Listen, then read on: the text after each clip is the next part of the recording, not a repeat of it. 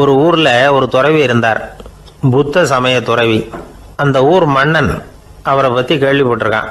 ஒரு நாள் புறப்பட்டு போனான், துறவியின் பாதங்களை தொட்டு வணங்கினான். அதுக்கப்புறம் சொன்னான், ஐயா, நான் உங்களை அரண்மனைக்கு அழைச்சிட்டு போறதுக்காக வந்திருக்கிறேன். இனிமே நீங்க இங்க எதுக்கு இருக்கணும் அப்படின்னானா. அவன் மனசுக்குள்ள என்ன நினைப்புன்னா, இவர் எங்க வர போறாரு, நான் ரொம்ப எளிமையானவன், எனக்கு எதுக்கு அரண்மனை வாசம்னு சொல்லி விடுவார் அப்படின்னு நினைச்சிருக்கான். ஆனா அந்த துறவி என்ன பண்ணார் தெரியுமா? அப்படியா, சரி போகலாம், வா, போய் உன் ரதத்தை கொண்டுட்டு வா, அரண்மனைக்கு போகும்பொழுது அதுக்கு தகுந்த மாதிரி ஆடம்பரமா போகணும் அப்படின்னு விட்டாரான். துறவி இப்படி சொன்னதும் அந்த மன்னனுக்கு மனசுக்குள்ள சந்தேகம் வந்துட்டுது. இவர் உண்மையிலேயே துறவி தானா, ஏமாத்து பேர் வழி மாதிரி தெரியுதே அப்படின்னு நினைச்சிருக்கான். இருந்தாலும் இனிமே என்ன பண்றது, சொல்லியாச்சு. ரதத்தை கொண்டுட்டு வந்தான். துறவி ஏறி உக்காந்தார். பக்கத்துல ராஜா. அவர் ரொம்ப உற்சாகமா வரார். இவன் ரொம்ப சோர்ந்து போய் வரான். துறவி மரத்தடியிலேயே வாழ்ந்து பழக்கப்பட்டவர், அரண்மனையில எளிமையா ஒரு இடத்துல உட்காந்துக்குவார் அப்படின்னு நினைச்சான். ஆனா அப்படி இல்லை. அரண்மனைக்கு வந்த உடனே அந்த துறவி அதை கொண்டுட்டு வா, இதை கொண்டுட்டு வான்னு சொல்லி உத்தரவு போட ஆரம்பிச்சுட்டார். அரண்மனையில இருந்தா அரசனை மாதிரி இருக்கணும் அப்படிங்கிறார். ராத்திரி பூரா சௌரியமா தூங்கினார். பகல்ல அரண்மனை தோட்டத்துல உலாவ வேண்டியது, நீச்சல் குளத்துல குளிக்க வேண்டியது, இப்படியே பொழுது போக்கிட்டு இருக்கிறார். அந்த அரண்மனையில துறவி மகிழ்ச்சியா இருக்கிறார். மன்னனால அப்படி இருக்க முடியல. அவருக்கு எந்த கவலையும் இல்லை, இவனுக்கு அரசாங்க கவலைகள். துறவி அப்படி இருக்கிறத இவனால தாங்கிக்க முடியல. ஒரு நாள் அவர்கிட்டயே போய், நான் உங்ககிட்ட கொஞ்சம் பேசணும் நானா. துறவி பார்த்தார். நான் இந்த அரண்மனைக்கு வரும்பொழுதே நீ என்னமோ என்கிட்ட கேட்கணும்னு நினைச்ச, ஏன் காலதாமதம், நீ அனாவசியமா உன்னையே தொந்தரவு பண்ணிட்டு இருக்கிற, நீ கவலையா இருக்கேங்கிறது எனக்கு புரியுது. நான் மரத்தடியில் இருந்தப்போ கூட என்னை அடிக்கடி சந்திச்சுக்கிட்டு இருப்ப, ஏதாவது விளக்கம் கேட்கறது உண்டு. இங்க வந்த பிறகு என்னை சந்திக்கிறது கூட அபூர்வமா போயிட்டுது. நீ இப்போ என்ன கேட்க போறேங்கிறது எனக்கு தெரியும், இருந்தாலும் கேளு அப்படின்னாராம். வேற ஒண்ணும் இல்லைங்க, இப்போ உங்களுக்கும் எனக்கு என்ன வித்தியாசம், 2 பேரும் அரண்மனையில தான் இருக்கிறோம். நீங்க மகிழ்ச்சியா இருக்கிறீங்க, நான் அப்படி இருக்க முடியல. இவ்வளவுக்கும் நீங்க முன்னாடி இருந்தது மாதிரி இல்லை. தினமும் தங்க தேர் கேட்குறீங்க, உயர்தரமான ஆடைகள் அணிகிறீங்க, சுவையான சாப்பாடு. இப்படி இருக்கிறப்போ உங்களுக்கு எனக்கு என்ன வித்தியாசம்? இதுதான் மன்னனுடைய கேள்வி. இதுக்கு பதில் சொல்றேன், என் கூட புறப்பட்டு வா, இந்த நகரத்துக்கு வெளியில போவோம் அப்படின்னு சொல்லி அரசனை கூப்பிட்டுக்கிட்டு ஊர் எல்லைக்கு சேர்ந்தார் துறவி. அங்க போய் சொன்னார், இதை பாருப்பா, இந்த இடத்த தான் தேடிட்டு இருந்தேன். இனிமே நான் திரும்பி வர போறதில்ல. நீ என்னோட வர்றியா, திரும்பி போறியா அப்படின்னார். நான் எப்படிங்க உங்க கூட வர முடியும்? என்னுடைய நாடு, என்னுடைய சொத்துக்கள், மனைவி, மக்கள் எல்லாத்தையும் விட்டுட்டு எப்படிங்க வர்றதுன்னா. இப்ப அந்த துறவி சொன்னார், இப்ப வித்தியாசத்தை தெரிஞ்சுக்கிட்டியா? நான் அரண்மனையில் இருந்தேன், எல்லா வித பொருள்களும் உடையவனா இருந்தேன், ஆனா எதையும் சொந்தம் கொண்டாடுறவனா இருக்கல. ஆனா நீ அப்படி இல்லை, எல்லாத்தையும் சொந்தம் கொண்டாடிக்கிட்டு இருக்கிற. இதுதான் நமக்குள்ள வித்தியாசம் அப்படின்னு சொன்னார். அரண்மனை ஆடைகளை அப்படியே கலைஞ்சார், அரசங்கிட்ட கொடுத்தார். உன்னுடைய ஆடைகளை நீயே வச்சுக்கோன்னார். அவர் பாட்டுக்கு நடந்து போனார், திரும்பியே பார்க்கல. அரசனுக்கு அப்பதான் தன்னுடைய அறியாமை விளங்குச்சான். இதுல இருந்து நாம புரிஞ்சுக்க வேண்டியது என்னன்னா, இந்த உலகத்துல எத்தனையோ பொருள்கள், அதையெல்லாம் முறையா பயன்படுத்தினா மகிழ்ச்சி. அதை விட்டுட்டு அதுக்கெல்லாம் சொந்தம் கொண்டாட ஆரம்பிச்சா கவலை. நம்ம ஆட்கள் சொந்தம் கொண்டாடுற விதமே தனி. ஒரு ஆளு இன்னொருத்தங்கிட்ட ஒரு கொடை கடன் வாங்கியிருந்தான், திருப்பி கொடுக்கல. கொடையை கொடுத்தவன் கேட்டான், என்கிட்ட கடன் வாங்கினிய கொடை, அதை கொஞ்சம் திருப்பி தர்றியான்னா. அது உனக்கு இப்போ அவசரமா தேவைப்படுதா அப்படின்னு கேட்டான் இவன். எனக்கு தேவைப்படல, அந்த கொடையை நான் யாருக்கிட்ட வாங்கியிருந்தேனோ அவனுக்கு இப்போ அது அவசரமா தேவைப்படுது அப்படின்னு அந்த ஆள்.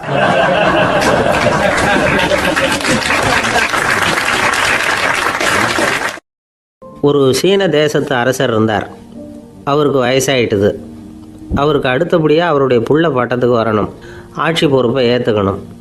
ஒரு நல்ல தலைவனுக்கு இருக்க வேண்டிய பண்புகள்லாம் தன்னுடைய மகனுக்கு இருக்கணும்னு விரும்பினார் அந்த அரசர். அதனால் இளவரசனை பக்கத்தில் இருந்த ஒரு குரு கிட்ட அனுப்புனார். இளவரசன் அவர்கிட்ட போய் சேர்ந்தான். அந்த குரு என்ன பண்ணார் தெரியுமா? இவனை பார்த்து சொன்னார், இதை பாருப்பா, நீ என்ன பண்ணுற, இப்போவே பக்கத்தில் இருக்கிற காட்டுக்கு போ, நடு காட்டில் போய் ஒரு இடத்துல உட்காந்துக்கோ. அங்கே என்னென்ன சத்தம்லாம் உன் காதில் விழுதுன்னு கவனித்து கேளு. உன் காதில் விழுந்த ஓசைகள் என்னென்னங்கிறத என்கிட்ட சொல்லு, அதுதான் எனக்கு தெரியணும், உனக்கு வேலையும் அதுதான் அப்படின்னு சொல்லி அனுப்பி வச்சுட்டார். இளவரசன் காட்டுக்கு போனான். குரு சொன்னபடியே ஒரு இடத்துல உட்காந்து கவனித்து கேட்டான். அதுக்கப்புறம் குருக்கிட்ட திரும்பி வந்தான். என்னென்ன சத்தம்லாம் கேட்ட அப்படின்னு கேட்டார் குரு. குருவே, காட்டில் நான் பறவைகள் சத்தம்லாம் கேட்டேன், மிருகங்களின் ஓசையையும் கேட்டேன், இதை தவிர இடி மின்னல் மழை இதுகளோட சத்தத்தையும் கேட்டேன் அப்படின்னா. குரு யோசனை பண்ணார், நீ இன்னமும் சரியாக கேட்கல, அதனால் மறுபடியும் காட்டுக்கு போ, கொஞ்ச நாள் தங்கியிருந்து கேட்டுட்டு வா அப்படின்னார். இளவரசனுக்கு ஒன்றும் புரியல. இருந்தாலும் குருவின் கட்டளையாச்சே, மறுக்க முடியுமா? உடனே அவன் மறுபடியும் காட்டுக்கு போனான். ஒரு இடத்துல உட்காந்தான். கொஞ்ச நேரம் உன்னிப்பாக கவனித்து கேட்டான். சில நாள் கழித்து குருக்கிட்ட திரும்பி வந்தான். குருவே, இந்த தடவை சில துல்லியமான சத்தங்களை எல்லாம் கேட்டான். தேனி பறக்கிற சத்தம், நீரோடையின் மெல்லிய ஓசை, இதெல்லாம் கேட்டேன்னா. குரு சிரித்தார். நீ மறுபடியும் காட்டுக்கு போ, இன்னும் சில நாள் அங்கே இரு, முழுமையாக கவனமாக கேட்டுட்டு வா அப்படின்னு சொல்லி அனுப்பி வச்சுட்டார். இளவரசனுக்கு குழப்பம் அதிகமாயிட்டுது. ஒன்றுமே புரியல. மறுபடியும் காட்டுக்கு போனான். மௌனமாக ஒரு இடத்துல உட்காந்துட்டான். அப்படியே தியானத்தில் ஆழ்ந்துட்டான். சில நாளில் அவனுக்கு இதுவரை கேட்காத ஓசைகள்லாம் கேட்க ஆரம்பிச்சிட்டுது. இதைத்தான் நான் கேட்கணும்னு என்னுடைய குரு எதிர்பார்த்துருக்கிறாருங்கிறத புரிஞ்சுக்கிட்டான். உடனே குருக்கிட்ட ஓடனான். குருவே, இந்த தடவை காதுகளுக்கு கேட்க முடியாத சில ஓசைகளை கூட என்னால் உணர முடிஞ்சுது. பூ மலருகிற ஓசை, சூரியனால் பூமி சூடாகிறப்போ எழுகிற ஓசை, காலை பனித்துளி இந்த புல்லுலாம் குடிக்கிற ஓசை, இது எல்லாம் என்னால் நல்லா கேட்க முடிஞ்சுது அப்படின்னா. குருவுக்கு இப்போ தான் திருப்தி ஏற்பட்டு தான். இளவரசனை பார்த்து சொன்னார், இதை பாருப்பா, இப்போ தான் நாட்டை ஆளுகிற தகுதி உனக்கு வந்திருக்குது அப்படின்னு சொல்லி அதுக்கு விளக்கமும் கொடுத்தாராம். எந்த அரசன் தன்னுடைய மக்களின் இதயம் பேசுகிற மௌன மொழியை, மௌன வார்த்தைகளை கேட்குறானோ அவன்தான் ஆள தகுதி உள்ளவன். எந்த அரசன் தன்னுடைய மக்களின் உணர்ச்சிகளை உண்மையாக உணர்றானோ அவன்தான் முதன்மையான அரசன். போலி வார்த்தைகளை மட்டும் கேட்டுட்டு பல மௌன ராகங்களை காதில் வாங்கிக்காதவன் அரசனே இல்லை. எந்த நாட்டில் எப்போ ஒரு அரசன் தன்னுடைய மக்களின் உணர்ச்சிகளை கேட்க மறுக்கிறானோ அன்னையிலேருந்தே அந்த நாடு அழிய தொடங்குது அப்படின்னு அர்த்தம். இதுதான் அந்த குரு இளவரசனுக்கு போதிச்சது. வாயால் பேசுகிறத மட்டும் கேட்டு ஏமாறக்கூடாது, உணர்ச்சிகளையும் கேட்கறதுல தான் மனப்பக்குவம் உண்டாகும். மக்கள் உணர்ச்சிகளை புரிந்து கொள்ளாத அரசர்கள் நீடிச்சிருக்க முடியாது. அது மாதிரி நாடுகளில் அடிக்கடி குழப்பம் தான் உண்டாகும். அப்படி இருந்தால் அடிக்கடி ஆட்சி மாறிக்கிட்டு இருக்கும். அப்படிப்பட்ட ஒரு தேசம், அங்கே ஒரு சிறைச்சாலையில் 3 கைதிகள் பேசிக்கிட்டு இருந்தாங்க. ஒருத்தன் சொன்னான், நான் இந்த நாட்டு ராஜாவை எதிர்த்து பேசிக்கிட்டு இருந்தேன், அதனால் என்னை பிடிச்சி கொண்டாந்து இங்கே போட்டுட்டாங்க அப்படின்னா ஒருத்தன். இன்னொருத்தன் சொன்னான், நான் இந்த நாட்டு ராஜாவை ஆதரித்து பேசிக்கிட்டு இருந்தேன், அதனால் என்னை பிடிச்சி கொண்டாந்து இங்கே தள்ளிவிட்டாங்க அப்படின்னா. அது சரி, நீ என்ன தப்பு பண்ண அப்படின்னு சொல்லி 3வது ஆளை பார்த்து இவங்க கேட்டாங்க. அதுக்கு அந்த ஆள் சொல்கிறான், நான் தான் இந்த நாட்டு ராஜா அப்படின்னானா.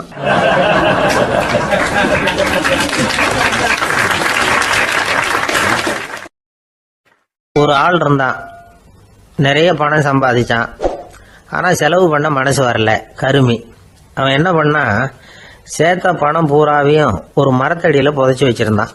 வாரத்துக்கு ஒரு தடவை அந்த மரத்தடிக்கு வருவான், புதைச்ச இடத்த ஆவலோடு பார்த்துக்கிட்டு இருப்பான், அதுக்கப்புறம் போயிடுவான். அவ்வளவுதான். ஒரு நாள் ஒரு திருடன் வந்தான். இவன் புதைச்சி வச்சுருந்ததெல்லாம் எடுத்துகிட்டு போட்டான். இது தெரிஞ்சு போச்சு. அந்த கருமி புலம்ப ஆரம்பிச்சிட்டான். இவன் புலம்பலை கேட்டதும் அக்கம் பக்கத்தில் இருந்தவங்கெல்லாம் ஓடி வந்தாங்க. என்ன விஷயம்னு விசாரித்தாங்க. இவன் சொன்னான். ஒரு பெரியவர் கேட்டார், ஏன்பா வாரம் இந்த இடத்த பார்க்குறதாக சொன்னியே, எப்போவாவது இதில் இருக்கிற பணத்தை எடுத்து செலவு பண்ணியிருக்கியா அப்படின்னு கேட்டார். நான் அப்பப்போ அதை பார்க்கறது தான் வழக்கம், அதை தொட்டதே இல்லைன்னு அவன். சரி அப்படின்னா இப்போவும் நீ அதே மாதிரி வாரம் ஒரு தடவை இந்த இடத்த பார்த்துட்டு போகலாமே அப்படின்னாராம் அந்த பெரியவர். அதுவும் சரிதானே, எவ்வளவு காலமானாலும் அவன் அந்த பணத்தை எடுத்து செலவு பண்ண போகிறதில்ல. அப்படி இருக்கிறப்ப உள்ளே பணம் இருந்தாலும் ஒன்று தான், இல்லாமல் போனாலும் ஒன்று தான். இதிலிருந்து என்ன புரியுதுன்னா, ஒருத்தர்கிட்ட இருக்கிற பணத்தை கொண்டு அவர் பணக்காரரா ஏழையா அப்படின்னு முடிவு செய்கிறது சரியில்லை. அந்த செல்வத்தை அனுபவிக்கிற திறன், பயன்படுத்துகிற திறன், அதை வச்சு தான் அவர் ஏழையா பணக்காரரா அப்படிங்கிறத நிர்ணயம் பண்ணணும். அதுதான் சரி. செலவு பண்ண தெரியாதவன் சேகரம் பண்ணிகிட்டே இருக்கிறதுனால என்ன பிரயோஜனம்? தலைமுடியே இல்லாதவன் தாராளமாக சீப்புகளை வாங்கி சேகரம் பண்ணுறது மாதிரி தானே இது. சில சமயம் செலவு பண்ண நாம் தயாராக இருந்தால் கூட அந்த செல்வம் நமக்கு பயன்படுறதில்ல. அரேபியாவில் ஒரு நகை வியாபாரி விலை உயர்ந்த முத்துக்களை எல்லாம் அவர் வச்சு வியாபாரம் பண்ணிக்கிட்டு இருந்தார். அவர் ஒரு சமயம் ஒரு பாலைவனம் வழியாக போயிட்டு இருக்கிறார் ஒட்டகத்தில். அப்போ திடீர்னு கடுமையான புயல் வீச ஆரம்பிச்சுட்டுது. திசை தவறி இவர் எங்கேயோ வந்துட்டார். கூட வந்தவங்களையும் காணல, எங்க போனாங்களோ தெரியல. இவர் ரொம்ப பயந்து போய் அங்கேயும் எங்கேயுமா அலைஞ்சு திரியிறார். வழியே தெரியல. பசி கடுமையாயிட்டுது. ஒட்டகத்து முதுகுல ஒரு மூட்டை இருந்தது. அதை பிரிச்சு பார்த்தார். உள்ள ஏதாவது இருக்கான்னு தேடி பார்க்கறார். அது வரைக்கும் கண்ணில் தட்டுப்படாத அபூர்வமான ஒரு பை கண்ணில் பட்டுது. ஆஹா, அதில் ஏதாவது சாப்பிட்றதுக்கு இருக்கும் அப்படின்னு நினச்சி ஆவலாக அதை பிரித்து பார்க்குறார். அந்த பையில் விலை உயர்ந்த முத்துக்கள் நிறைய இருந்துதான். அப்போ தான் அவர் நினச்சாராம், விலை உயர்ந்த முத்துக்கள் கூட சாப்பிட்றதுக்கு உணவாக முடியாது அப்படிங்கிறத புரிஞ்சுக்கிட்டாராம். எந்த நேரத்தில் எது நமக்கு தேவையோ அது நமக்கு தாராளமாக கிடைக்கணும். அப்படி அது கிடைக்கிறதுக்கு நம்மக்கிட்ட இருக்கிற செல்வம் பயன்படணும். அது நமக்கும் பயன்படலாம், நம்ம மூலமாக அடுத்தவங்களுக்கும் பயன்படலாம். அதுதான் செல்வத்தின் பயன். ஒரு மரத்தடியில் ஒருத்தன் உட்காந்து அழுதுகிட்டு இருந்தான். அந்த பக்கமாக வந்த இன்னொருத்தன் ஏப்பா அழுதுகிட்டு இருக்கிறேன்னு கேட்டான். இந்த இடத்துல தான் பூமிக்கு அடியில் பணம் இருக்குது, புதைச்ச இடம் தெரியல, அதான் அழறேன் அப்படின்னா. நல்லா ஞாபகப்படுத்தி பாரு, எந்த இடத்துல புதைச்ச அப்படின்னு கேட்டான் இவன். அது எப்படி எனக்கு தெரியும், புதைச்சி வச்சிருக்கிறவன் நான் இல்லையே, எங்க எழுத்து விட்டுக்காரன் அப்படின்னானா இவன்.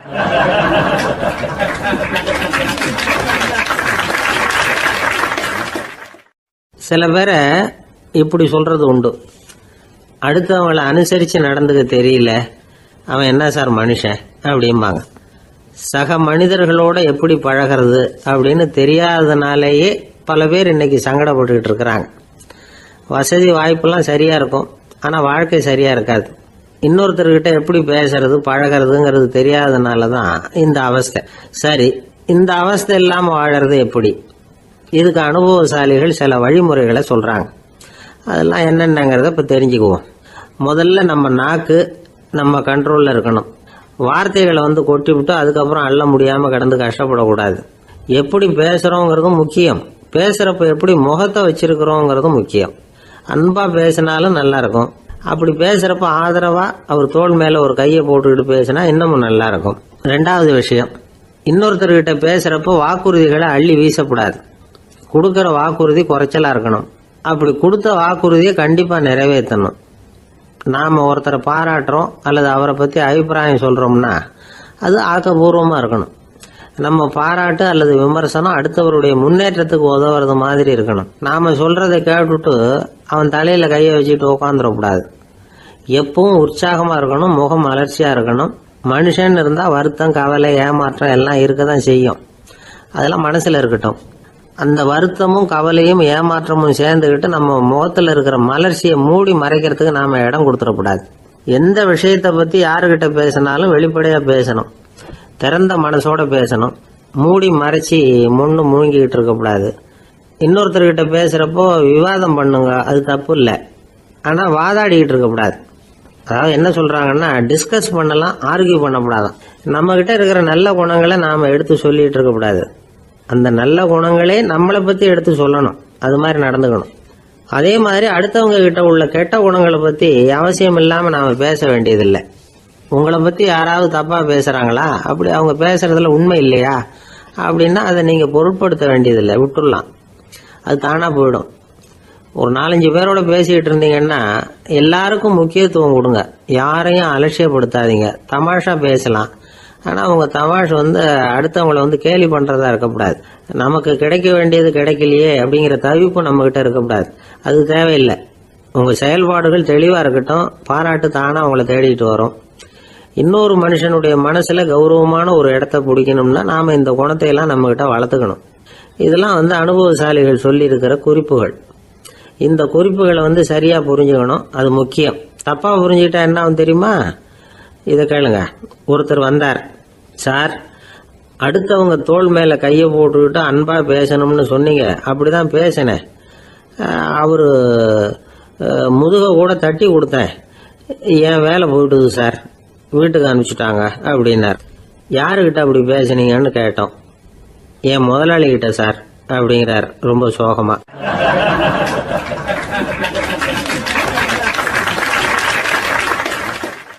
ஒரு சின்ன பையன் வந்தான். அவனை பார்த்து ஒரு கேள்வி கேட்டோம். ஏன்ப்பா உங்கள் வீட்டில் அம்மா புத்திசாலியா அப்பா புத்திசாலியா அப்படின்னு. அவன் அலட்சியமாக நம்மளை பார்த்து சிரிக்கிறான். என்ன சார் இது, இந்த காலத்தில் இது கூட தெரியாமல் இருக்கிறீங்களே அப்படிங்கிறான். ஒரு சின்ன பையன் நம்மளை பார்த்து இப்படி கேட்டு விட்டானே அப்படின்னு நினைக்கிறப்போ நமக்கு ஒரு மாதிரி ஆகிடும். அதுக்கப்புறம்தான் இந்த தாத்தா பாட்டியெல்லாம் சொல்கிற ஒரு கதை ஞாபகத்துக்கு வந்தது. அது என்ன கதை தெரியுமா? ஒரு ஊரில் ஒரு அம்மாவும் பிள்ளையும் இருந்தாங்களாம். அந்த மகனுக்கு திடீர்னு தேசாந்திரம் போய் வரணும்னு ஆசை வந்துட்டுது. ஊராக போய் சுற்றி பார்க்கணுங்கிற ஆசை. அந்த அம்மாவுக்கு இது பிடிக்கல. மகனை பிரிஞ்சு இருக்கிறதுக்கு அவங்க மனசு இடம் கொடுக்கல. வேணாப்பான்னு சொல்லி பார்த்தாங்க, அவன் கேட்கல. திடீர்னு புறப்படவும் செஞ்சுட்டான். சரி, இனிமேல் அவனை தடுக்க முடியாதுன்னு முடிவு பண்ணிக்கிட்டாங்க அந்த அம்மா. இருந்தாலும் புத்திசாலித்தனமாக ஒரு யோசனை பண்ணாங்க. மகனை கிட்டத்தில் கூப்பிட்டாங்க. அவங்ககிட்ட சொன்னாங்க, இதை பாருப்பா, நீ தேசாந்திரம் போகிறதுன்னு தீர்மானம் பண்ணிவிட்ட, அதை நான் தடுக்கலை, போயிட்டு வந்துடும்.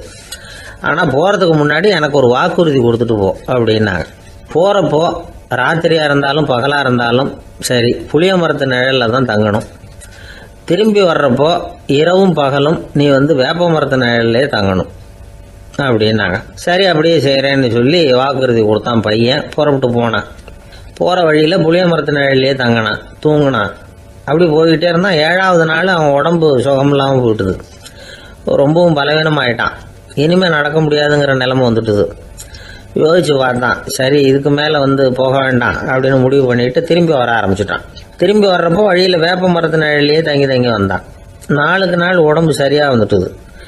7வது நாள் வீட்டுக்கு சேர்றான். உடம்பு பழையபடியே கலகலப்பாயிட்டுது. பூரண சுகம்.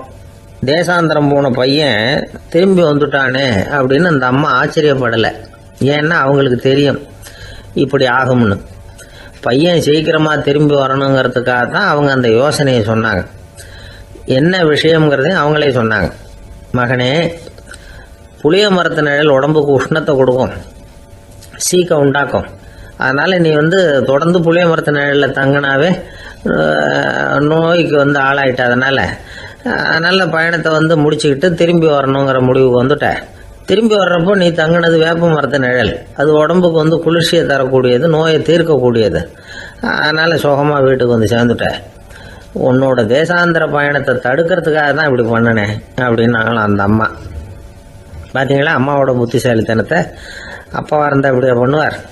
ஒரு அப்பா பையன்கிட்ட 10 ரூபா கொடுத்து இதை எடுத்துக்கிட்டு அடுத்த ஊருக்கு போய் அங்கே இருக்கிற மாமா கிட்ட இதை கொடுத்துட்டு வாடா, வழியில் எங்கேயாவது மரத்தடியில் படுத்து தூங்கி விடாதே அப்படின்னு எச்சரிக்கை பண்ணி அனுப்புனாராம். பையனுக்கு எச்சரிக்கையாக வாழறது எப்படிங்கிறத கற்றுக் கொடுக்கறதுக்காக இப்படி பண்ணார். அவன் பணத்தை வாங்கிட்டு போனான். அப்பா சொன்னதை மறந்துட்டு ஒரு மரத்தடியில் படுத்து தூங்கிட்டான்.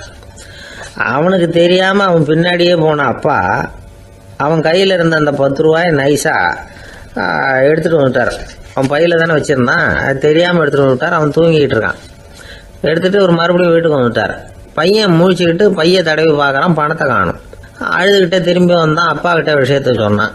அப்பா சிரிச்சுக்கிட்டே சொன்னார், அதுக்கு தான்ப்பா ஆரம்பத்திலேயே எச்சரிக்கை பண்ணினேன், இனிமேலாவது நீ ஜாக்கிரதையாக இருக்கணும் அப்படிங்கிறதுக்காக தான் இப்படி பண்ணினேன். அந்த பணம் எங்கேயும் போயிடல, நான் தான் அதை உனக்கு தெரியாமல் எடுத்து வச்சிருக்கிறேன். இதோ பாரு அப்படின்னு சொல்லிக்கிட்டு சைடு பாக்கெட்டில் கையை விட்டா அது ஓட்டையாக இருக்குது. அதை எவனோ ஏற்கனவே கத்திரிச்சு எடுத்துகிட்டு போயிட்டான். இப்போ அப்பா முகத்தில் அசடு வழிஞ்சுதான்.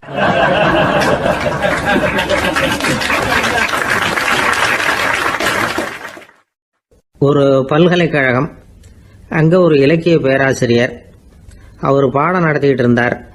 ராபர்ட் ப்ரௌனிங் எழுதிய கவிதைகளை பற்றி சொல்லிகிட்டு இருக்கிறார். மாணவர்களும் ரொம்ப அக்கறையாக அதை கேட்டுக்கிட்டு இருக்கிறாங்க. ஒரு குறிப்பிட்ட கவிதையை பற்றி சொல்லும் பொழுது அந்த பேராசிரியருக்கே ஒரு சந்தேகம். அதாவது அந்த கவிதையின் சரியான அர்த்தம் என்னங்கிறதுல சந்தேகம். பேராசிரியர் யோசனை பண்ணார். அந்த கவிதையை முழுசாக புரிஞ்சிக்க முடியல.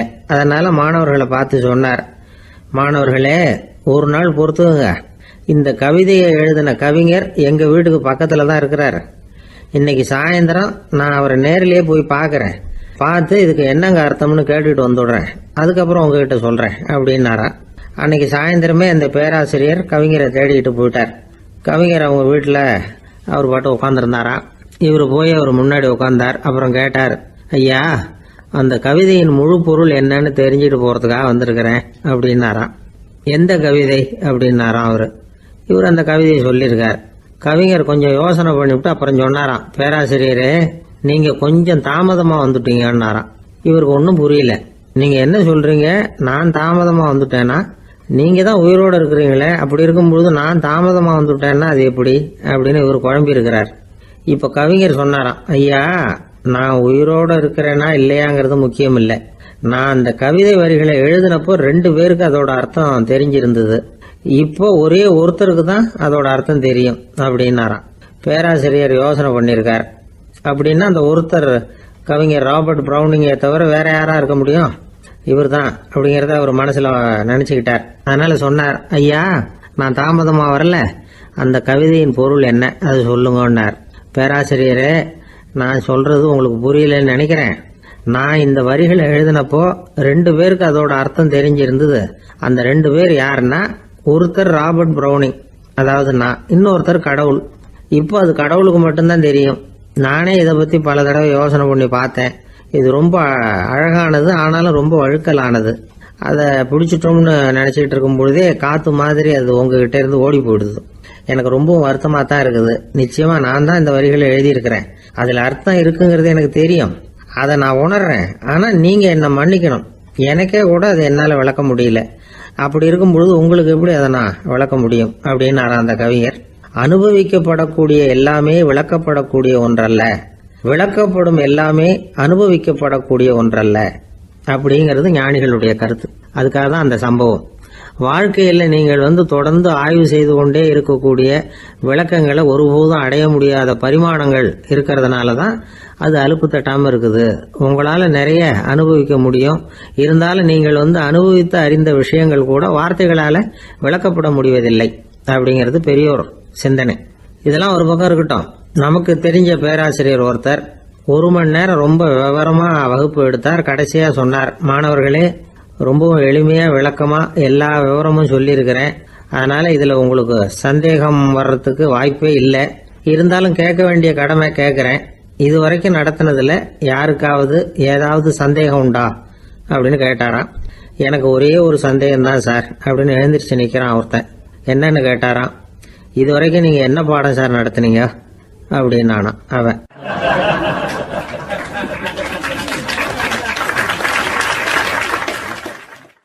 ஒருத்தன் எப்படி நடந்துக்கிறாங்கிறத வச்சு தான் அந்த ஆள் எப்படிங்கிறத நாம முடிவு பண்றோம். ஆளுமைன்னு சொல்றோம்ல, அதுக்கு சூழ்நிலைகளை ஆளுகின்ற தன்மை அப்படின்னு விளக்கம் கொடுக்கிறார் ஒரு உளவியல் நிபுணர். சரி, ஒரு மனிதனுடைய ஆளுமையை உருவாக்குகிற விஷயங்கள் என்னென்ன? பிறப்பு, வளர்க்கப்பட்ட விதம், படிப்பு, நண்பர்கள், சமுதாயம், இப்படி நிறைய உண்டு. ஆளுமையின் அடிப்படையில் சில மனநோய்கள் உண்டாகுது. அதெல்லாம் என்னென்னங்கிறத தெரிஞ்சு வச்சுக்கிட்டோம்னா நம்ம கூட இருக்கிறவங்கள அடையாளம் கண்டுபிடிக்கிறது ரொம்ப உபயோகமாக இருக்கும். ஃப்ரெனாய்டு ஆளுமை அப்படின்னு ஒன்று. இந்த கோளாறு உள்ளவங்க எப்படி இருப்பாங்க தெரியுமா? அதிக உணர்ச்சி, சந்தேகம், பொறாமை இதெல்லாம் அதிகமாக இருக்கும். வளைஞ்சு கொடுக்க மாட்டாங்க. அடுத்தவங்களோட இணக்கமான உறவு இருக்காது. அவங்க செய்கிற தப்புக்கெல்லாம் அடுத்தவங்களை குறை சொல்லிட்டு இருப்பாங்க. இது ஒரு ரகம். அடுத்தது ஸ்கிசாய்டு ஆளுமை அப்படின்னு சொல்கிறாங்க. இந்த கோளாறு உள்ளவங்க அடுத்தவங்களோட பழக கூச்சப்படுவாங்க.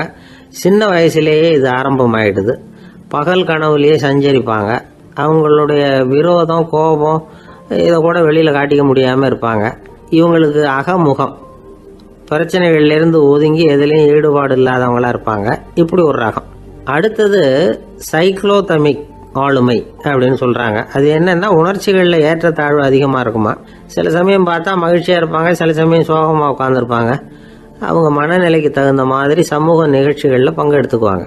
இன்னொரு வகை என்னன்னா, எண்ண பீடிகை ஆளுமை அப்படின்னு பேர் வச்சிருக்கிறாங்க. அதுக்கு இவங்களுக்கெல்லாம் கரெக்டாக இருக்கணும், எல்லாம் சட்டத்திட்டம், இதுலேயும் ஒரு ஒழுங்குமுறை, இப்படி எதிர்பார்க்குற மனோபாவம். இவங்க எதிர்பார்ப்புக்கும் அரண்முறைக்கும் மற்றவங்க கட்டுப்படணும்னு நினைப்பாங்க. இந்த நிலைமை நீடிச்சா என்ன ஆகும் தெரியுமா? அலைக்கழிக்கிற எண்ணங்கள் திரும்ப திரும்ப ஒரே செயலை செய்ய தூண்டுற மன தளர்ச்சிக்கு ஆளாயிடுறாங்க. அடுத்தது ஹிஸ்டீரியா ஆளுமை. சின்ன விஷயத்தையெல்லாம் பெருசுபடுத்தி நாடகமாக்குற நடிகர்கள் இவங்க. உணர்ச்சி அதிகம் உள்ளவங்க. இவங்க மன எழுச்சியில் பக்குவமின்மை, குழந்தைத்தனம், முதிர்ச்சியின்மை எல்லாம் இருக்கும். தன்னலம் மிக்க குணம். பிறர் தன்னை மட்டுமே கவனிக்கணும்னு நினச்சி செயல்படுறது, இதெல்லாம் இவங்க அடையாளம். அடுத்த ரகம் எப்படின்னா வளர்ச்சியற்ற ஆளுமைன்னு சொல்றாங்க. அடுத்தவங்களோட இணங்கி போக முடியாதவங்க, அறிவு, மன எழுச்சி, சமூக உறவு இதுல எல்லாம் போதுமான வளர்ச்சியையும் நிறைவையும் பெற முடியாதவங்க, இவங்களால வாழ்க்கையில முன்னேற முடியாது. பிச்சைக்காரங்க, குற்றவாளிகள் இவங்க கிட்ட எல்லாம் இது மாதிரியான ஆளுமை அதிகமா இருக்குமா. அடுத்தது என்னன்னா சோர்வுடைய ஆளுமை. எதுலேயும் உற்சாகம் இல்லாமல் சோர்ந்து போயிருப்பாங்க. அதுக்கெல்லாம் நமக்கு வலிமை இல்லைப்பா அப்படின்னு சொல்லிட்டு இருப்பாங்க. சின்ன விஷயங்களுக்கெல்லாம் அதிர்ச்சி அடையிறது, வாழ்வின் சுவையை அனுபவிக்க முடியாதவங்க. இன்னொரு ரகம், இது கொதித்தெழும் ஆளுமைங்கிறாங்க. எதுக்கு எடுத்தாலும் ஆத்திரம், குரோதம், வன் செயல் இதுல எல்லாம் ஈடுபாடு இப்படி உள்ளவங்க. நத்தை வகை ஆளுமை அப்படின்னு ஒன்று. அடுத்தவங்க மேலே விரோதம் இருக்கும், அடிக்கணுங்கிற எண்ணம் இருக்கும். ஆனால் அதை அப்படியே வெளியில் காட்டாம அதே சமயம் அமைதியான முறையில் வெறுப்பை வெளிக்காட்டுற ரகம். இவங்கெல்லாம் பேசாமல் கம்முன்னு இருந்துக்கிட்டே நினைச்சதை நிறைவேற்றிக்கிடுவாங்க. முன்ஜாக்கிரதை ஆளுமை அப்படின்னு ஒரு ரகமா. பாதுகாப்பின்மை, சந்தேகம், முழுமையின்மை, அறவேக்காட்டுத்தனம் இந்த மனப்போக்கு அதிகமாக இருக்கிறதுனால அகம்பாவம், புடிவாதம், எச்சரிக்கை எல்லாம் அளவுக்கு மீறி இருக்கும். இதுவரைக்கும் நாம் பேசிக்கிட்டு இருந்த ஆளுமை பண்புகள் அளவுக்கு அதிகமாக போயிட்டுதுன்னா ஆளுமை கோளாறுகள் ஏற்படும். அதன் அடிப்படையில் மனவியாதிகள் வருமா. அதனால இணக்கமான, எல்லாரும் விரும்புகிற இயல்பான ஆளுமையை பெறுவதற்கு நாம் முயற்சி செய்யணும் அப்படிங்கிறது மனோதத்துவ நிபுணர்களுடைய ஆலோசனை. ஒருத்தர் ஒரு மனோதத்துவ டாக்டரை தேடிட்டு வந்தாராம். டாக்டர், எனக்கு மனசில் ஏதோ வியாதி, ஆளுமை கோளாறு, அதாவது எனக்கு சீக்கிரமாக செத்து போனால் தேவையில்லைன்னு தோணுது அப்படின்னாராம். உடனே அந்த டாக்டர், சரி அப்படின்னா இங்கே இருங்க, நான் வைத்தியம் பார்க்குறேன் அப்படின்னாராம்.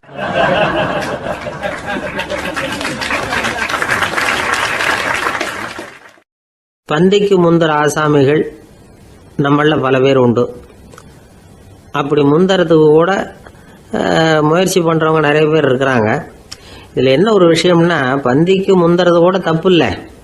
ஆனால் அப்படி ஒரு விருந்தில் ஆளாக போய் உட்காந்து சாப்பிட்டா கூட வெளியில் வர்றப்ப என்ன பெரிய விருந்து வச்சுட்டான், சாம்பாரில் உப்பு இல்லை, ரசத்தில் காரம் இல்லை அப்படின்னு குறை சொல்லிகிட்டே வர்றது இருக்கு பாருங்க, அது சரியில்லை, நாகரிகமும் இல்லை.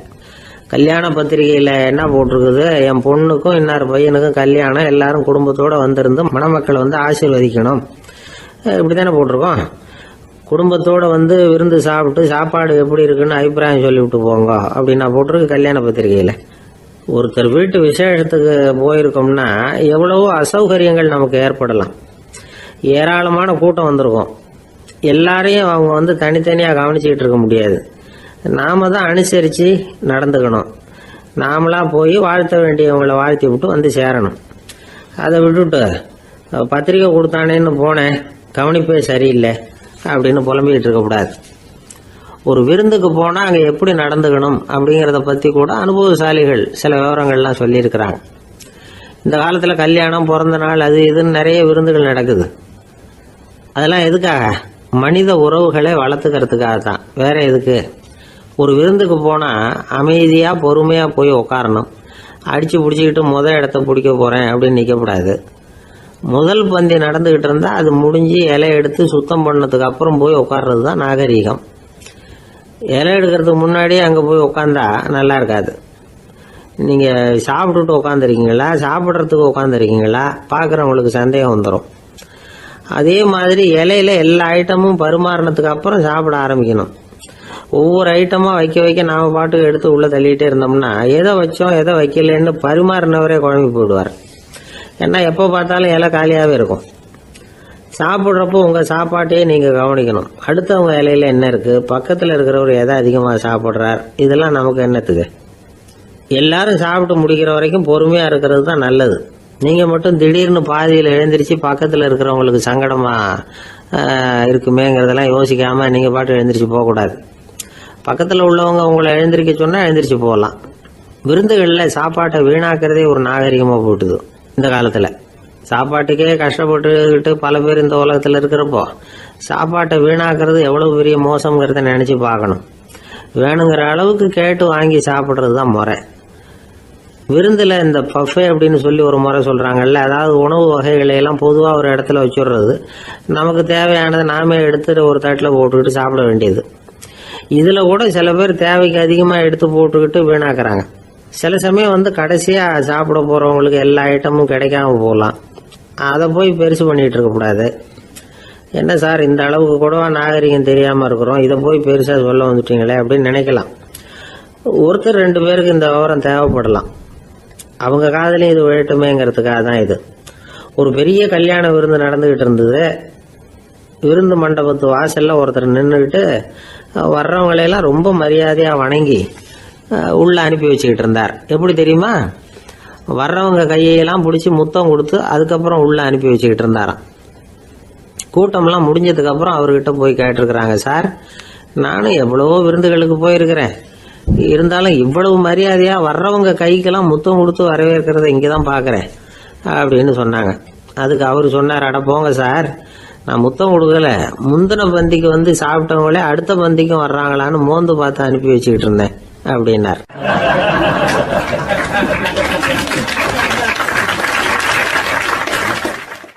ஒருத்தர் முகத்தை தொங்க போட்டுக்கிட்டு ஒரு மாதிரியாக வந்தார். என்ன விஷயம்னு விசாரித்தேன். என்னுடைய நண்பன் ஒருத்தங்கிட்ட கருத்து வேறுபாடு, இனிமேல் நமக்குள்ளே எந்த சம்மந்தமும் வேணாம்னு நட்பை முறிச்சிட்டு வந்துட்டேன்னா. நண்பர்கள்னு இருந்தால் கருத்து வேறுபாடு வரத்தான் செய்யும்னு. கருத்து வேறுபாடு வராமல் இருக்கிறதுக்கு ஏதாவது வழி உண்டா அப்படின்னு கேட்டாங்க. அதை பற்றி நிபுணர்கள் சில யோசனைகளை சொல்லியிருக்கிறாங்கன்னு. முதல் விஷயம் என்னென்னா, உங்கள் நண்பனுக்கு ஒரு செய்தி சொல்லணும்னா அதை நீங்களே நேரடியாக சொல்லுங்கள், அல்லது உங்கள் கைப்பட கடிதம் எழுதுங்க. அதாவது நேரடி தொடர்பு முக்கியம். அதை விட்டுட்டு இன்னொருத்தர் மூலமாக நண்பர்களுக்கு செய்தி அனுப்புனா நீங்கள் சொல்கிற செய்தி அப்படியே போய் சேராது, அது சேதமாயிடும். கூட்டி குறைச்சி சொல்லிவிடுவாங்க, அது குழப்பத்தில் கொண்டாந்து விட்டுரும். இது ஒரு யோசனை. 2வது யோசனை என்னென்னா, நீங்கள் ஒரு நல்ல காரியத்தை செய்யும் பொழுது உங்கள் நண்பரையும் சேர்த்துக்குங்க, அவருக்கும் அதில் ஒரு ஈடுபாட்டை உருவாக்குங்க. 3வது யோசனை, நம்ம பக்கத்தில் இருக்கிற நண்பர் மகிழ்ச்சி அடைகிற மாதிரி ஏதாவது செய்யணும். சின்ன சின்ன செயல்களாக இருந்தாலும் பரவாயில்ல, அவர் நமக்கு எதுவும் செய்யலையே, நாம் எதுக்கு செய்யணும் அப்படின்னு நினச்சிக்கிட்டு இருக்கக்கூடாது. 4வது யோசனை என்னென்னா, உங்களுக்கு ஒரு பிரச்சனையா அல்லது உங்கள் நண்பருக்கு ஒரு பிரச்சனையா, எதுவாக இருந்தாலும் 2 பேரும் சேர்ந்து உட்காந்து ஆலோசனை பண்ணுங்கள். நம்ம யோசனையும் கேட்கப்படுதே அப்படிங்கிற நினைப்பே அவருக்கு வந்து ஒரு மன நிறைவை உண்டாக்குமா. 5வது யோசனை, உங்கள் நண்பர் ஏதோ ஒரு காரியத்தை செய்கிறார், நீங்கள் உடனே அவசரப்பட்டு நீ செய்கிறது தப்புன்னு தீர்ப்பு சொல்லக்கூடாது. அவர் அதை செய்யறதுக்கான நியாயங்கள் எவ்வளோ இருக்கும், அதை புரிஞ்சுக்கிறதுக்கு முயற்சி பண்ணணும். 6வது யோசனை, உங்கள் நண்பர் என்ன சொன்னாலும் அதை பொறுமையாக கேளுங்க. அவர் சொல்கிறத புரிஞ்சுக்கணும், அவர் சொல்ல விரும்புகிறத புரிஞ்சுக்கணும், அவர் சொல்ல முடியாமல் தவிக்கிறதையும் புரிஞ்சுக்கணும். இப்படி 3 விதமாகவும் அவரை புரிஞ்சுக்கிட்டு அதுக்கு தகுந்த மாதிரி செயல்படணும். 7வது யோசனை என்னென்னா, உங்கள் நண்பர் உங்ககிட்ட வந்து ஏதோ ஒரு கருத்தை சொல்கிறார், அது உங்களுக்கு பிடிக்கல, அதுக்காக உடனே நீ சொல்கிறது சரியில்லை, நான் ஒத்துக்க மாட்டேன் அப்படின்லாம் மறுத்துக்கிட்டு இருக்கக்கூடாது. அவர் சொல்கிறத கேட்கணும், பொறுமையாக சிந்திக்கணும், அதுக்கப்புறம் பதில் சொல்லணும். இப்படிலாம் நடந்துக்கிட்டால் நண்பர்களுக்குள்ள கருத்து வேறுபாடு வர்றதுக்கு வாய்ப்பே இருக்காது அப்படின்னு வல்லுநர்கள் தொகுத்து சொல்லியிருக்கிறாங்க இந்த யோசனைகளை. எனக்கு தெரிஞ்ச சில நண்பர்கள் உண்டு, அவங்களுக்குள்ளேயும் கருத்து வேறுபாடுகள் வராமல் இருக்கிறதுக்கு சில நுட்பங்களை கையாளுறது உண்டு.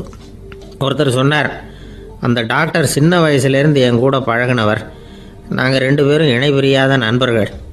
இருந்தாலும் எனக்கு உடம்பு சரியில்லைன்னா நான் அவர்கிட்ட வைத்தியம் பார்த்துக்க மாட்டேன் அப்படின்னார் ஒருத்தர். ஏன் அப்படின்னு கேட்டேன். எங்கள் நட்பு கெட்டுப்படக்கூடாது இல்லையா, அதனால தான் அப்படின்னாரு இவர்.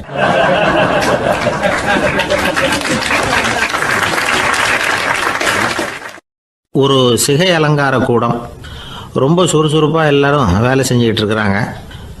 முடிவெட்டிக்க வந்திருக்கிறவங்க நிறைய பேர், எல்லாரும் வரிசையாக உட்காந்துருக்குறாங்க.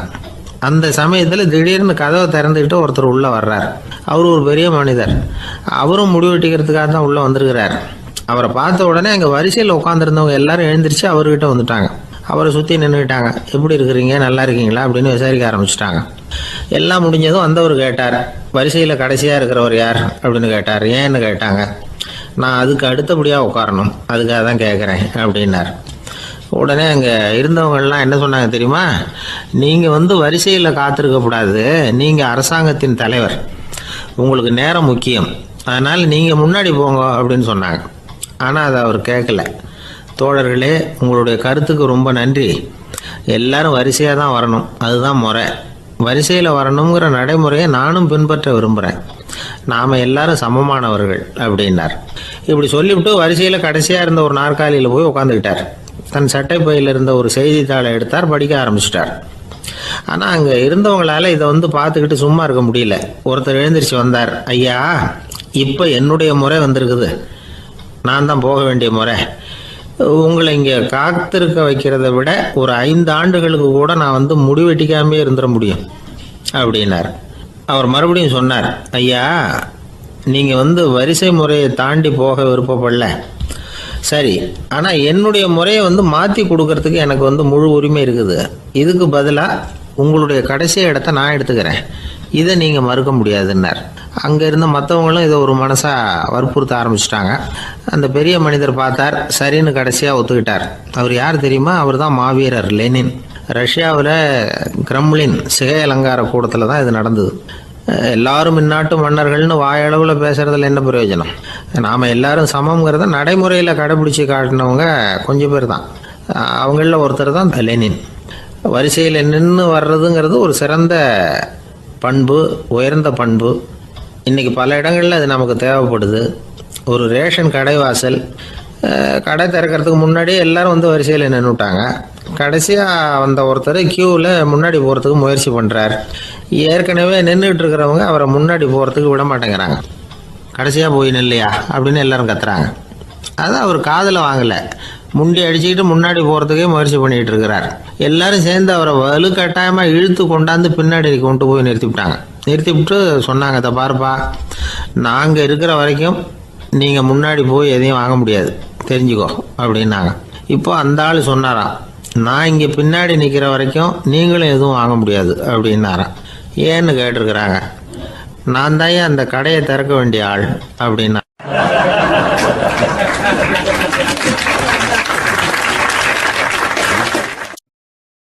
ஒருத்தர் ஒரு தவறு செஞ்சு விடுறாருன்னு வச்சுக்கோங்க. உடனே நீ செஞ்சது தவறு அப்படின்னு சொல்கிறது ஒரு வகை. அதுக்கு பதிலாக எது சரின்னு அவர் புரிந்து கொள்ள உதவி செய்கிறது இன்னொரு வகை. இந்த 2வது வகை இருக்குது பாருங்கள், நிர்வாக இயலில் இது ரொம்ப முக்கியம். அலுவலகத்தில் வேலை பார்க்குற ஒருத்தர் முக்கியமாக தெரிஞ்சுக்க வேண்டியது என்ன தெரியுமா? சக ஊழியர்கள்கிட்ட எப்படி பழகணும், மேலதிகாரிகள்கிட்ட எப்படி பழகணும், தனக்கு கீழே வேலை செய்கிறவங்கக்கிட்ட எப்படி பழகணும், வாடிக்கையாளர்கள்கிட்ட எப்படி பழகணும், இவங்க எல்லார்கிட்டையும் செம்மையான உறவை ஏற்படுத்திக்கிறது எப்படி, இதையெல்லாம் சொல்லிக் கொடுக்குற பாடம் தான் இன்டர் பர்சனல் ஸ்கில், திறமையான உறவு அப்படிங்கிறது. எந்த வேலையில் இருந்தாலும் சரி, இந்த உறவுகளை வளர்க்கும் திறன் உள்ளவங்க சீக்கிரம் முன்னுக்கு வந்துடுறாங்க. மற்றவங்க கிட்ட உறவை பலப்படுத்திக்கிறது எப்படி அப்படின்னு தெரிஞ்சுக்கிட்டோம்னா எந்த ஒரு தடையையும் சுலபமாக தாண்டி செய்கிற தொழிலில் முன்னுக்கு வந்துடலாம். ஹார்வர்டு பல்கலைக்கழகத்தில் ஒரு கணக்கெடுப்பு பண்ணி பார்த்தாங்களாம். பார்க்குற வேலையில் எது மாதிரி குணாதிசயம் உள்ளவங்க வேகமாக முன்னுக்கு வர்றாங்க அப்படின்னு தெரிஞ்சுக்கிறதுக்காக இந்த கணக்கெடுப்பு. வெவ்வேறு துறையில் வேகமாக முன்னுக்கு வந்திருக்கிற பல பேரை சந்தித்து இந்த சர்வேயை நடத்தியிருக்கிறாங்க. அவங்க கண்டுபிடிச்சி சொல்லியிருக்கிற உண்மை என்ன தெரியுமா? ஒருத்தர் ஒரு வேலையில் இருந்தால் அது சம்பந்தப்பட்ட சப்ஜெக்ட் பற்றிய அறிவு 35% இருந்தால் போதுமா. ஆனால் உறவுகளை வளர்க்கக்கூடிய திறன், இன்டர் பர்சனல் ஸ்கில்லு 65% வேணும். இப்படி உள்ளவங்க சீக்கிரம் முன்னுக்கு வந்துடுறாங்களாம். அதனால் ஒருத்தருக்கு வேலை சரியாக புரியலைன்னா கூட விவரமாக மற்றவங்கக்கிட்ட பழகிறது எப்படின்னு புரிஞ்சால் போதும், அவர் முன்னுக்கு வந்துடலாம். அலுவலகங்களில் மட்டும் இல்லை, எல்லா இடங்கள்லேயும் இது ரொம்ப முக்கியம். வீட்டுக்குள்ளேயும் இது ரொம்ப முக்கியம், வீட்டுக்கு வெளியேயும் இது முக்கியம். அடுத்தவங்க கிட்ட பழகிறது எப்படிங்கிறத தெரிஞ்சிக்காதவன் வாழ்க்கையில் முன்னேற முடியாது. இன்றைக்கி ஆயுதங்களால் காயப்படுத்தி கொள்ளுகிறவர்களை விட வார்த்தைகளால் காயப்படுத்தி கொள்ளுகிறவர்கள் தான் அதிகம். பெரியவங்க என்ன சொல்கிறாங்க தெரியுமா? நீங்கள் இந்த பூமியில் பிறந்ததன் அர்த்தம் பூர்த்தி ஆகணும்னா அடுத்தவங்களுக்கு உதவி பண்ணுங்க. அடுத்தவங்களுக்கு உதவி செய்ய முடியாவிட்டால் கூட பரவாயில்லை, ஆனால் யாரையும் புண்படுத்தி விடாதீங்க அப்படின்னு சொல்கிறாங்க. எனக்கு தெரிஞ்ச ஒருத்தர் ஒரு அலுவலகத்தில் வேலை பார்க்குறார். அவர் சொல்லுவார், எனக்கு இந்த இன்டர் பர்சனல் ஸ்கில் ரொம்ப அதிகம் சார். சக ஊழியர்கள்கிட்ட ரொம்ப சுமூகமாக நடந்துக்குவேன். என் கூட வேலை பார்க்குற ஒருத்தருக்கு ஏதாவது ஒரு கஷ்டம்னா அந்த சமயத்தில் அவர் செய்ய வேண்டிய வேலையை நான் செஞ்சிருவேன் சார் அப்படிம்பார்.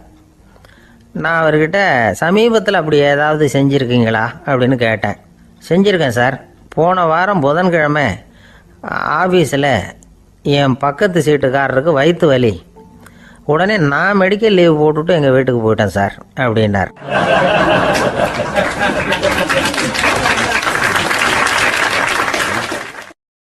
ஒரு நண்பர், அவர்கிட்ட பேசிக்கிட்டு இருந்தேன். மனித உறவுகள் பற்றி அவர் சொல்லிகிட்டு இருந்தார். அமெரிக்காவில் தந்தை மகன் உறவு எப்படி இருக்குது அப்படிங்கிறத விளக்கிறதுக்கு அவர் ஒரு கதையை சொன்னார். ஒரு அப்பா பகல் பூராவும் அலுவலகத்தில் வேலை, ஓடி ஆடி உழைச்சிக்கிட்டு களைச்சி போய் ராத்திரி 10 மணிக்கு மேலே வீடு திரும்பினான். வீட்டு வாசலில் அவரோட மகன் காத்துக்கிட்டு இருக்கிறான். இன்னமும் தூங்கலை. அப்பா வாசல்லையே தடுத்து நிறுத்தி, அப்பா உனக்கு சம்பளம் எவ்வளவு அப்படின்னு கேட்குறான். ஏற்கனவே ஆஃபீஸ் பிரச்சனைகளால் அழுத்து போய் திரும்புகிற அப்பாவுக்கு கோவம் வந்துடுது.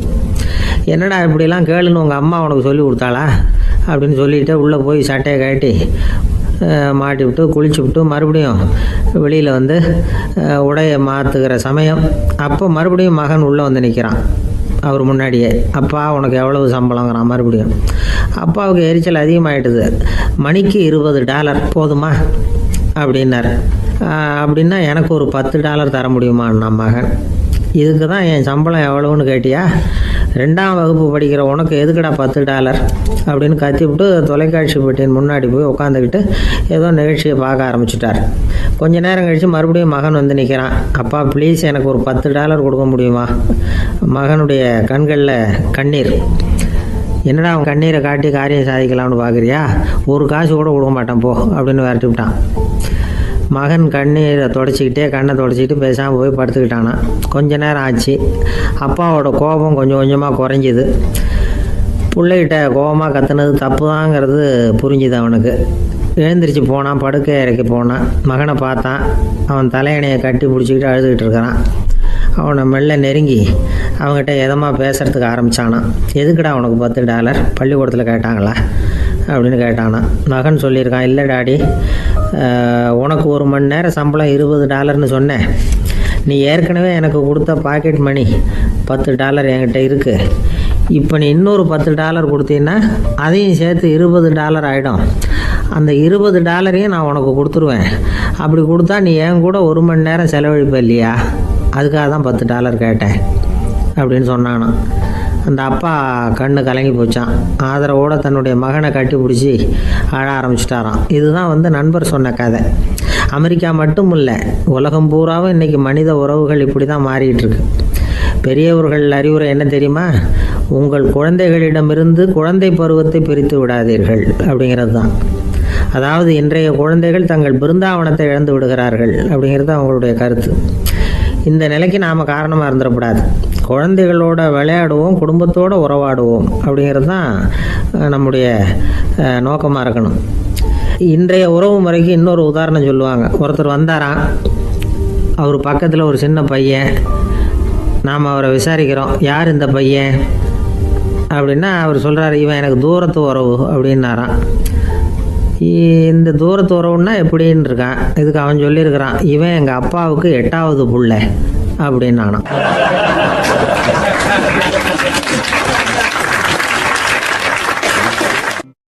கணவன் மனைவி அன்பாக இருக்கணும், ஒருத்தர் நல்லா புரிஞ்சுக்கணும், விட்டு கொடுக்குற மனப்பான்மை வேணும். அதுதான் ஒரு நல்ல குடும்பம். இன்றைக்கி பல குடும்பங்களில் அர்த்தமில்லாத சண்டைகள் தான் அதிகம். கிராமப்புறங்களில் வேடிக்கையாக ஒரு கதை சொல்லுவாங்க. ஒரு ஊரில் ஒரு ஆள் இருந்தான், வேலை வெட்டி இல்லாமல் சும்மாவே இருந்தான். அவனுக்கு கல்யாணம் பண்ணி வச்சாங்களாம். மனைவி வந்து சேர்ந்தா, சும்மாவே உட்காந்துருக்கிறியே, ஏதாவது சம்பாதிக்கிற வழியை பாரு அப்படின்ட்டுருக்கா. அதுக்கு தான் யோசனை பண்ணிகிட்டு இருக்கிறேன், ஒரு அருமையான ஐடியா அப்படின்னானா. என்ன அது சொல்லு அப்படின்ட்டுருக்கா. அவள் ஒரு ஆட்டுக்குட்டி வாங்க போகிறேன்ருக்கான். அதை வாங்கி என்ன பண்ண போகிறேன்னா, அந்த குட்டி வளரும், பெருசாகும், அதுக்கப்புறம் அது நிறைய குட்டி போடும் அப்படின்ட்டுருக்கான். சரி, அப்புறம் என்ன, அதையெல்லாம் சந்தையில் கொண்டுட்டு போய் விற்றுவிட்டு அந்த காசுக்கு ஒரு எருவு மாடு வாங்கலாம். சரி, அது எதுக்கு? எருவு மாடு நிறைய பால் கொடுக்கும், அதை கொண்டுகிட்டு போய் பால் பண்ணையில் கொடுப்பேன், அல்லது நானே விற்றுருவேன், கை நிறைய காசு கிடைக்கும். அதுக்கப்புறம் ஒரு பசுமாடு வாங்குவேன், பாலையும் விற்கலாம், நாமளும் காய் போட்டு சாப்பிட்லாம், இப்படிலாம் சொல்லியிருக்கான். அப்போ அந்த பொண்ணு சொல்லிச்சான், அடுத்த தெருவில் இருக்கிற எங்கள் அம்மா வீட்டுக்கும் கொஞ்சம் பால் கொடுத்து அனுப்பலாம் அப்படின்ட்டுருக்கா அந்த பொண்ணு. இந்த இடத்துல கணவனுக்கு கோவம் வந்துட்டுது. அது எப்படி உங்கள் அம்மா வீட்டுக்கு எதுக்கு கொடுக்கணும், அதெல்லாம் முடியாதுன்றிருக்கான். இந்த இடத்துல சண்டை ஆரம்பமாயிட்டுது. கொஞ்ச நேரத்தில் ரெண்டு பேரும் சத்தம் போட ஆரம்பிச்சிட்டாங்க. கடுமையான சண்டை நடக்கிறத பக்கத்து வீட்டுக்காரன் காதில் வாங்கினான். அவன் ஓடியாந்தான். அவனுக்கு தெரியும் வாங்காத மாட்டுக்காக இப்படி சண்டை போட்டுக்கிட்டு இருக்கிறாங்கங்கிறது அவனுக்கு புரியும். அவன் ஓடி வந்து சொன்னான், ஏண்டா உன்னோட பசுமாட்டை ஒழுங்காக கட்டி போடக்கூடாதான்னு இருக்கான். என்னடா சொல்கிறேன்னா இவன், உன் மாடு என் தோட்டத்தில் வந்து மேய்ஞ்சுட்டுது, பயிரெலாம் நாசமாயிட்டுது, 10,000 ரூபா அளவுக்கு சேதம், அதை வாங்கிட்டு போகிறதுக்கு தான் வந்தேன், குடுறா 10,000 நானா. இவன் அரண்டு போயிட்டான். அப்புறம் சொன்னா, டே நான் இன்னும் மாடே வாங்கலையே, அதுக்குள்ளே அது வந்து எப்படிடா உன் தோட்டத்தில் மேயும், என்னடா உளர்றேன்னு இருக்கான். நீ தாண்டா இப்போ உளறிக்கிட்டு இருக்க, மாடே வாங்கலை, அதுக்குள்ளே எப்படிடா வந்து உன்னுடைய மனைவி அவங்க அம்மா வீட்டுக்கு பால் கொடுத்து அனுப்ப முடியும் அப்படின்னு அவன் கேட்டானா. நம்ம ஆளுக்கு இப்போ தான் புத்தி வந்துதான். அர்த்தமே இல்லாத சண்டை போட்டுக்கிட்டு இருக்கிறோம் அப்படிங்கிறத அவன் புரிஞ்சுக்கிட்டானான். இது நம்ம முன்னோர்கள் சொல்லியிருக்கிற ஒரு கதை. சண்டையில் தான் அர்த்தம் இல்லையே தவிர கதையில் அர்த்தம் உண்டு. அதாவது இல்லாத விஷயங்களுக்காக சண்டை போட்டுக்கிட்டு இல்லறத்தை வீணாக்கிக்கிட்டு இருக்கிற மனிதர்கள் இன்றைக்கு நிறைய பேர் இருக்கிறாங்க. ஒருத்தன் தன்னுடைய மனைவியை பற்றி மாமனார்கிட்ட புகார் சொன்னானா, மாமா உங்கள் பொண்ணு அர்த்தமில்லாத சண்டை போடுறா, எதுக்கு எடுத்தாலும் எடுத்தெறிஞ்சு பேசுகிறா அப்படின்ட்டுருக்கான். நீ எப்படி மாப்பிள்ளை அதை சமாளிக்கிற அப்படின்னு கேட்டிருக்காரு அவரு. அவள் எடுத்தெறியறது என் மேலே படாமல் ஒதுங்கி நின்றுக்கிறேன் அப்படின்னு நானா இவன்.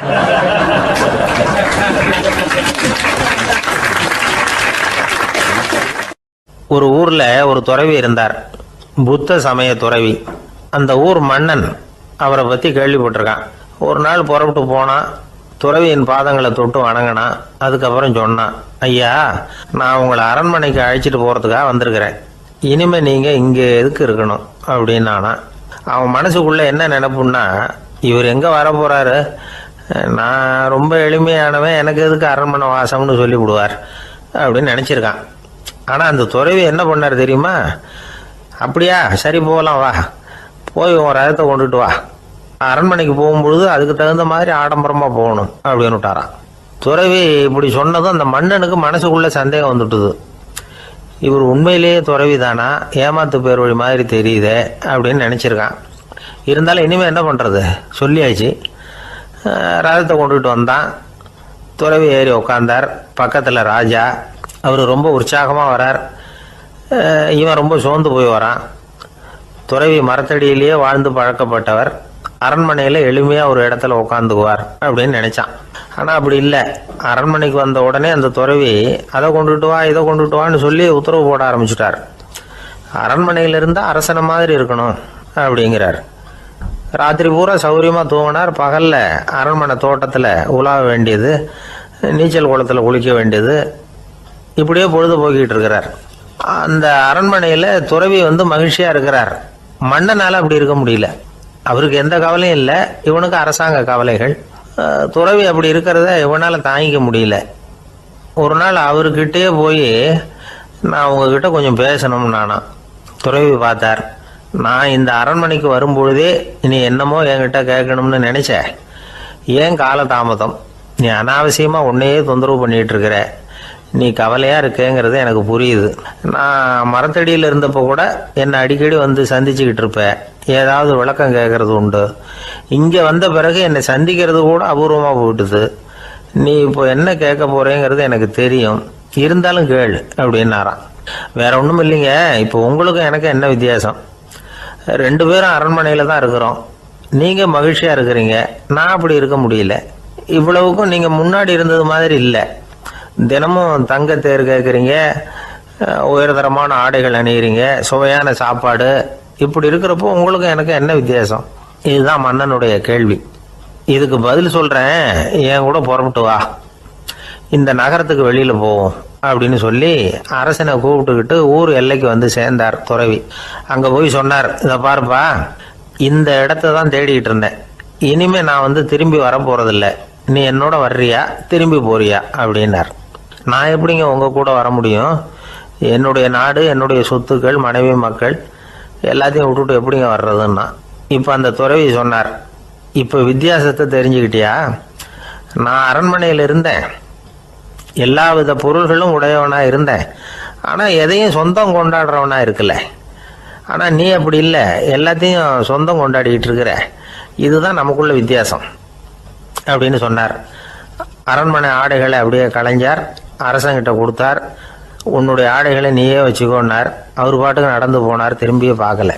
அரசனுக்கு அப்பதான் தன்னுடைய அறியாமை விளங்குச்சான். இதுல இருந்து நாம புரிஞ்சுக்க வேண்டியது என்னன்னா, இந்த உலகத்துல எத்தனையோ பொருள்கள், அதையெல்லாம் முறையா பயன்படுத்தினா மகிழ்ச்சி. அதை விட்டுட்டு அதுக்கெல்லாம் சொந்தம் கொண்டாட ஆரம்பிச்சா கவலை. நம்ம ஆட்கள் சொந்தம் கொண்டாடுற விதமே தனி. ஒரு ஆளு இன்னொருத்தங்கிட்ட ஒரு கொடை கடன் வாங்கியிருந்தான், திருப்பி கொடுக்கல. கொடையை கொடுத்தவன் கேட்டான், என்கிட்ட கடன் வாங்கினிய கொடை, அதை கொஞ்சம் திருப்பி தர்றியான்னா. அது உனக்கு இப்போ அவசரமா தேவைப்படுதா அப்படின்னு கேட்டான் இவன். எனக்கு தேவைப்படல, அந்த கொடையை நான் யாருக்கிட்ட வாங்கியிருந்தேனோ அவனுக்கு இப்போ அது அவசரமா தேவைப்படுது அப்படின்னு நானும் அந்த ஆள்.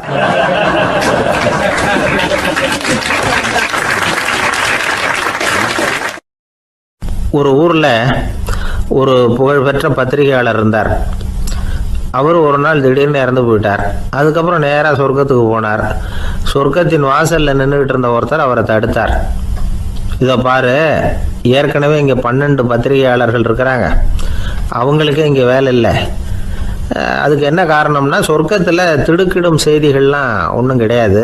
அப்படி என்ன இருக்க போகுது இங்கே எல்லாம் அது ஒழுங்காக நடந்துகிட்டு இருக்கோம்.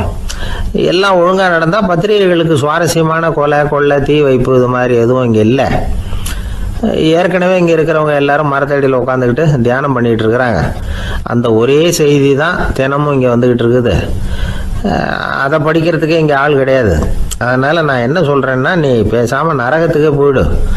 அங்கே எவ்வளவோ நிகழ்ச்சிகள் நடந்துக்கிட்டு இருக்கு. அங்கே தான் அதிகமான பத்திரிகையாளர்கள் தேவைப்படுறாங்க. அங்கே உனக்கு நிறைய வேலை இருக்கும். அதை செய்யறதில்ல, நீயும் மகிழ்ச்சியாக இருக்கலாம் அப்படின்னு சொன்னாராம். அங்கே அந்த சொர்க்கத்தின் வாசலில் நின்றுக்கிட்டு இருந்தவர். இந்த பத்திரிகையாளர் அங்கேயே நின்று கொஞ்சம் யோசனை பண்ணார். இவருக்கு சொர்க்கத்திலே இருக்கணும்னு தான் ஆசை. அதனால் மெதுவாக அவர்கிட்ட பேசினாராம். ஐயா, என்னை ஒரு 24 மணி நேரம் இங்கே உள்ளே இருக்கிறதுக்கு அனுமதி கொடுங்க. இங்கே இருக்கிற பல பத்திரிகையாளர்களை எனக்கு தெரியும். அவங்களில் சில பேரை சமாதானப்படுத்தி மெதுவாக பேசி நரகத்துக்கு அனுப்பி வச்சுட்றேன். நான் இங்கே இருந்துக்கிறேன்.